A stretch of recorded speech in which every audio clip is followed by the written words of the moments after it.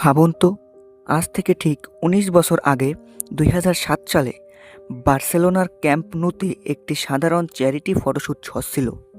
সেই ফটোশ্যুটের আয়োজন করেছিল ইউনিসেফ।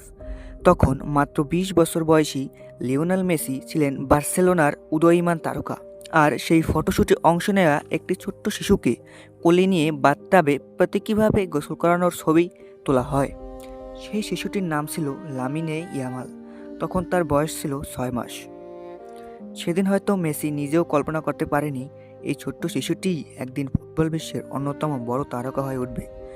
ছবিগুলো বহু বছর আড়ালেই ছিল, কিন্তু ২০২৪ সালে ইয়ামালের বাবা ছবিগুলো প্রকাশ করার পর সেগুলো মুহূর্তেই সারা বিশ্বে ভাইরাল হয়ে যায়। ফুটবল প্রেমীরা এই ছবিকে ফুটবল ইতিহাসের সবচেয়ে সুন্দর কাকতালীয় ঘটনাগুলোর একটি হিসেবে দেখতে শুরু করেন। আর আজ ২০২৬ সালে সেই গল্প যেন এক অবিশ্বাস্য অধ্যায়ে পৌঁছেছে। যে শিশুকে একদিন মেসি কোলে নিয়েছিলেন, আজ সেই লামিন ইয়ামাল স্পেনের জার্সি গায়ে বিশ্বকাপের ফাইনালে আর্জেন্টিনার বিপক্ষে মাঠে নামতে যাচ্ছেন।